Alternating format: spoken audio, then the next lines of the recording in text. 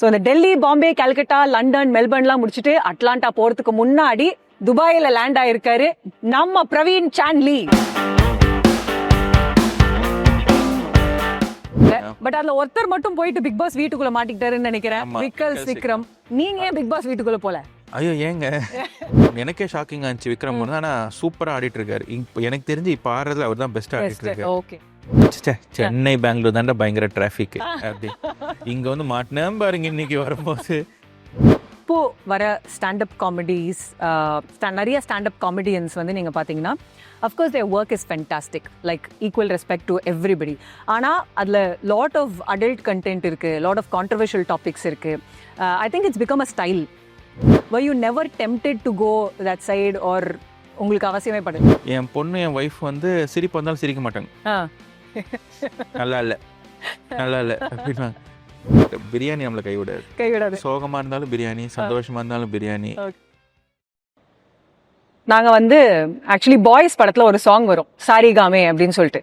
அதுல வந்து டெல்லி, பாம்பே, கல்கட்டா, இசையால் சொண்டி இருக்கட்டா, லண்டன், மெல்பர்ன், அட்லாண்டா அப்படின்னு இருக்கும். ஸோ இந்த டெல்லி, பாம்பே, கல்கட்டா, லண்டன், மெல்பர்ன்லாம் முடிச்சுட்டு அட்லாண்டா போறதுக்கு முன்னாடி துபாயில லேண்ட் ஆயிருக்காரு நம்ம பிரவீன் சாண்ட்லி.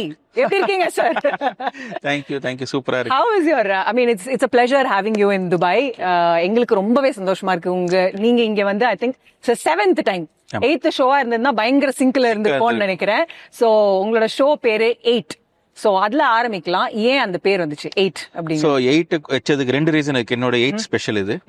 ரெண்டாவது வந்து தலைவர் சொன்ன மாதிரி 8 மனுஷ வாழ பிரிச்சு. சோ இந்த ஷோல வந்து 8 ஸ்டேஜஸ் ஆஃப் மை லைஃப்ல இருந்து ஒரு ஸ்டேஜ்ல இருந்து ஒரு இன்ட்ரெஸ்டிங்கான ஒரு இன்சிடென்ட் தான் இந்த show. Okay, fantastic. So actually வந்து அவங்களுக்கு தெரிஞ்சுக்கணும்னு நினைக்கிறேன், பிரவீன் சாண்ட்லின்னு உங்களை ஏன் நான் இன்ட்ரடியூஸ் பண்ணேன் அப்படின்னு சொல்லிட்டு. இவர் பயங்கரமான ஒரு Jackie Chan and Bruce Lee fan. அதை பார்த்தே வளர்ந்து இந்த 2 hours, I mean 1.5 hours ஷோல வயிறு வலிக்க எங்களுக்கு அவ்வளவு மூச்சு திணற எங்களை சிரிக்க வச்சுங்க. Thank you so much for that. But starting off with it, Alex, Annachi அவங்க எல்லாம் எப்படி இருக்காங்க? எல்லாரும் நல்லா இருக்காங்க. எல்லாருமே அவங்க டூர்ல இருக்காங்க. பட் அதுல ஒருத்தர் மட்டும் போயிட்டு பிக் பாஸ் வீட்டுக்குள்ள மாட்டிக்கிட்டாருன்னு நினைக்கிறேன், விக்கல்ஸ் விக்ரம். நீங்க ஏன் பிக் பாஸ் வீட்டுக்குள்ள போல? ஐயோ ஏங்க, ஃபர்ஸ்ட் ஆஃப் ஆல் நானே ஒரு பயங்கர சோம்பேறி. அங்க போனா எல்லா வேலையும் நம்மளே பண்ணணும்.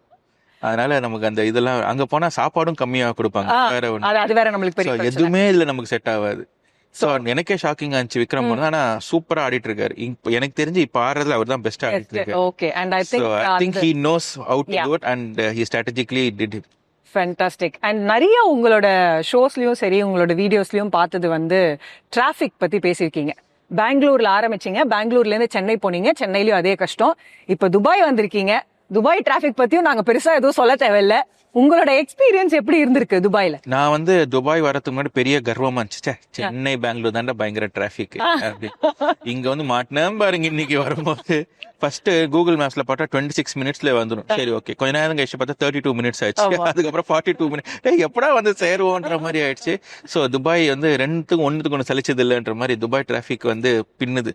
ஐ திங்க் அது உங்க கூடயே டிராவல் ஆகுதுன்னு நினைக்கிறேன். நீங்க போற இடத்துல எல்லாம் டிராவல் ஆயிட்டு வருதுன்னு நினைக்கிறேன். ஜாம்னு போட்டு.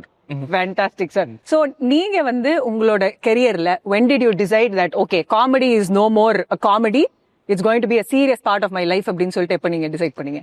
So 2008ல ஸ்டார்ட் பண்ணேன் ஸ்டாண்ட் அப். சோ அப்போ வந்து ஜாப்லயும் இருந்து ஜகிள் பண்ணிட்டு இருந்தேன் ரெண்டுமே. ஓகே. சோ 2013ல ஐடியா வந்துச்சு, சரி ஒன் லைஃப் அப்படின்னு என்னோட ஃப்ரெண்டு, நாங்க 3 பேர் ஆரம்பிச்சோம் ஒன்னா பெங்களூர்ல. நானு, சஞ்சய் மனக்தலா, சந்தீப் ராவ் 3 பேரு.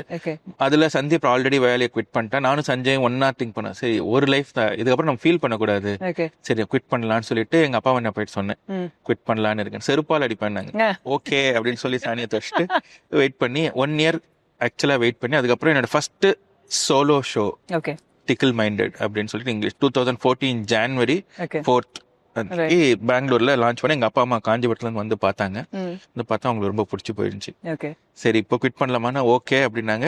அவங்க மறக்கிறதுக்கு முன்னாடி, அவங்க மனசு மாறத்தோட மறுநாளே போய் பேப்பர் போட்டேன். ஓகே. சோ அப்படி ஆரம்பிச்சதான் ஃபுல் டைமா ஆனது. அதுக்கப்புறம் 11 years now doing full time.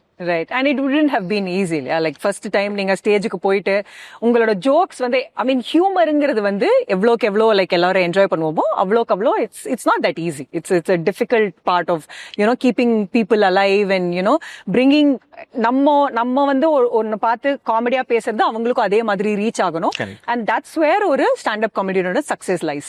So how difficult was it for you to gel with the audience? சரி, நம்ம ஒரு ஜோக் எழுதுறோம், இது ஜோக்காவே போய் ரீச் ஆகும் அப்படிங்கறதெல்லாம் நீங்க எப்படி, how did you get into it? So அது வந்து ஒருத்தர் ஒரு ஸ்டைல் இருக்கு. ஸோ என்னை பொறுத்த வரைக்கும் நம்ம வந்து எவ்வளோக்கு எவ்வளோ ஆஃப் ஸ்டேஜ்ல இருக்கோமோ அதே மாதிரி ஆன் ஸ்டேஜ்லயும் இருக்கணும்.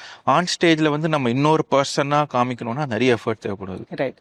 Over effort. நம்ம வந்து எந்த அளவுக்கு ஆஃப் ஸ்டேஜ்ல இருக்கும் அதே மாதிரி ஆன் ஸ்டேஜ்ல இருக்கணும். அது ஒண்ணு. ரெண்டாவது வந்து நிறைய பேர் சொன்னாங்க, நீ வந்து சூட் போட்டு பர்ஃபார்ம் பண்ணு, பிளேசர் போட்டு நான் வந்து ஆஸ் அன் ஆடியன்ஸ் எப்படி ட்ரெஸ் பண்ணிட்டு வரோம் அதே மாதிரி தான் நானும் ட்ரெஸ் பண்ணுவேன். ஸோ அவங்கள ஒருத்தனா இருக்கணும்ன்றதுக்காக அதே மாதிரி ட்ரெஸ்ஸிங், சிம்பிளான ஒரு ஷர்ட் பேண்ட் ஒரு ஜீன்ஸ் டிஷர்ட் அந்த மாதிரி தான் போட்டு பர்ஃபார்ம். ஸோ அப்போதான் ஒரு கனெக்ட் மாதிரி வந்துடும். பிளஸ் நம்ம பேசுறது வந்து நம்ம லைஃப்ல நடந்த விஷயங்கள், அதுல கொஞ்சம் அங்கங்க மசாலா தூவி, அதுல வந்து ஆல்மோஸ்ட் எல்லாருக்குமே என் வயசுல இருக்கவங்களுக்கா இருந்தாலும் சரி, எனக்கு அந்த ஏஜில் சுத்தி இருக்கவங்களுக்கு கண்டிப்பா அதை எக்ஸ்பீரியன்ஸ் பண்ணிருப்பாங்க, இல்ல அவங்களுக்கு தெரிஞ்சவங்க யாராவது எக்ஸ்பீரியன்ஸ் பண்ணிருப்பாங்க. அந்த மாதிரி விஷயங்களா யோசிச்சு அதுக்கேற்ற மாதிரி சொன்னா ரிலேட்டபிளா இருக்கும். இப்ப கூட ஒருத்தர் போட்டோ எடுக்கும்போது சொன்னாரு, என் பொண்ணுக்கும் ஸ்விம்மிங்கும் கத்து கொடுத்தேன், சைக்கிளிங்கும் சொல்லி கொடுத்தேன். சோ அந்த மாதிரி ரிலேட்டபிளா இருக்கும்போது அந்த joke hits even better. Correct. அந்த மாதிரி ஏதாவது ஒண்ணு நீங்க இவ்ளோ ஷோஸ் பண்ணிட்டீங்க, லைக் 8லயே இத்தனை ஷோஸ், அதுக்கு முன்னாடி ஃபேமிலி மேன் ரிட்டர்ன்ஸ்ல எல்லாம் பயங்கரமா கலக்கிருந்தீங்க.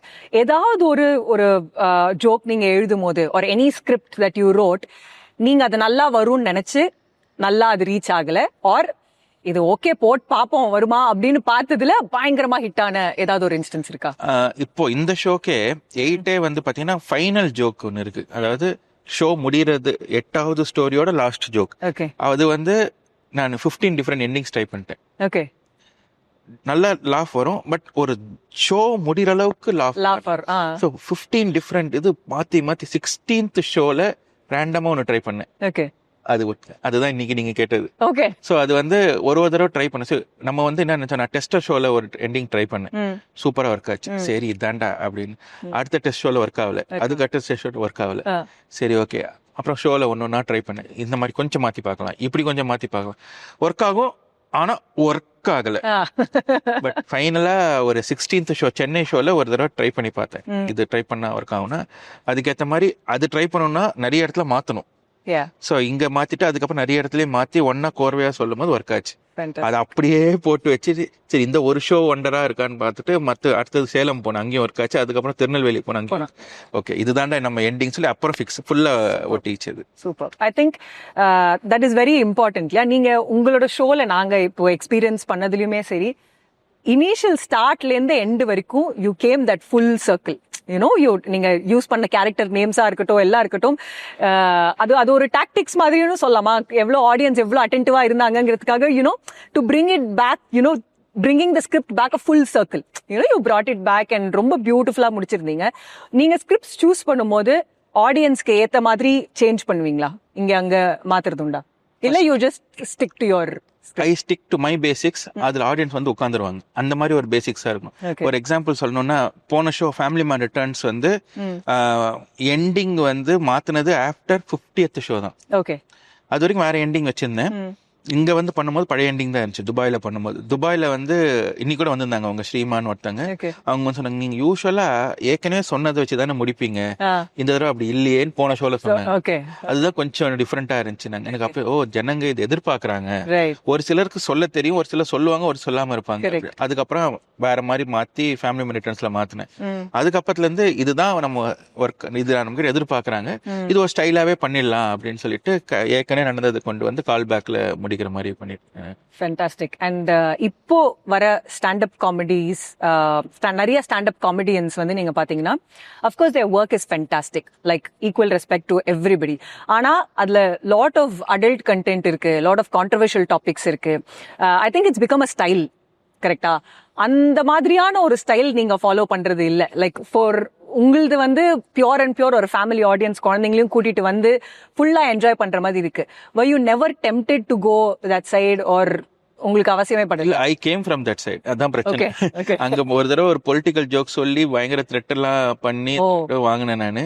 அதுக்கப்புறம் அது என்ன ஆச்சுன்னா, அந்த வீடியோ ரிலீஸ் பண்ண மறுநாளே நான் ஃபேமிலியோட கார்ல போயிட்டு இருக்கோம், கால் பண்ணாந்தாலும் நான் ஸ்பீக்கர்ல போட்டு எல்லாம் அவன் த்ரெட்டன் பண்ணது வீட்டுக்கே எல்லாருமே கேட்டுச்சு. அவங்க பயந்துட்டாங்க, அவங்க பயப்பட போய் நான் பயந்துட்டேன். சரி இதுக்கு மேல நம்ம வந்து எதுவுமே பண்ண வேணாம், யாராவது அஃபன் பண்றதா இருந்தா நம்ம ஃபேமிலி மட்டும் அஃபன் பண்ணிப்போம், அப்புறம் அவங்க காலில் வந்து மன்னிப்பு கேட்டுக்கலாம் அப்படின்னு சொல்லிட்டு அப்ப முடிவு பண்ணதான். அது கான்சியஸ் டிசிஷன் தான். அது டெம்ட் ஆனாலுமே நம்ம வந்து வீடு ஒழுங்கா போய் சேரணும்ன்றது வந்து மைண்ட்ல இருக்கிறதுனால அந்த சைடு போகாம சேஃபாவே. Interesting actually. ஏன்னா நிறைய ஸ்டாண்டப் காமெடியன்ஸோட ஷோஸ் வந்து நாங்க பாக்குறோம். பட் எல்லா ஷோவுமே வந்து ஓகே ஒன்னா கிட்ஸோட உட்காந்து யூனோ பேரண்ட்ஸ் உட்காந்து பார்க்க முடியாது, இல்லைன்னா ஓகே நீங்க தனியா பாருங்க நாங்க தனியா பாருங்க அப்படின்னு இருக்கோம். பட் உங்களோட show I think the entire family இன்னைக்கு ஒரு கை குழந்தையோட எல்லாம் வந்திருந்தாங்க. And you know different age groups were there. So that is something really amazing sir. Thank you so much for bringing இந்த மாதிரி ஒரு பியூட்டிஃபுல் ஸ்கிரிப்டை கொண்டு வந்து எங்களை இவ்வளோ தூரம் வந்து சந்தோஷப்படுத்தினதுக்கு ரொம்ப நன்றி. ஃபேமிலின்னு நீங்க சொன்ன உடனே எனக்கு இன்னொரு கொஸ்டின் வருது. உங்களோட ஷோஸ் எல்லாமே உங்க ஃபேமிலி வந்து பாப்பாங்களா? பாப்பாங்க. அவங்க தான் ஃபர்ஸ்ட் கிரிட்டிக். அதாவது இப்போ ஓப்பன் மைக்ல போய் டெஸ்ட் பண்றதுக்கு முன்னாடி வீட்ல அவங்கள உட்கார வச்சு டெஸ்ட் பண்ணுவேன். என் பொண்ணு என் ஒய்ஃப் வந்து சிரிப்பு வந்தாலும் சிரிக்க மாட்டாங்க. நல்லா இல்ல அப்ப நல்லா இருக்குன்னு அர்த்தம். சரி, அது மாதிரி அவங்க கொஞ்சம் ஸ்ட்ரிக்ட் ஆபீசரா தான் இருப்பாங்க. பட் அதுக்கப்புறமா ஓப்பன் மைக்ல எல்லாம் டெஸ்ட் பண்ணிட்டு பட் அவங்கள எல்லாம் உங்க ஜோக்ஸ்ல யூஸ் பண்ணும்போது அவங்களோட அப்ப அவங்க எப்பயும் கை கழுவிட்டாங்க. அதெல்லாம் ஒன்றும் பிரச்சனை இல்லை. ஃபேண்டாஸ்டிக். அண்ட் ஃபைனலி ரொம்ப இம்பார்ட்டன்டான கொஸ்டின், இது வந்து நீங்க ரொம்ப யோசிச்சு நீங்க வந்து பதில் சொல்லணும்.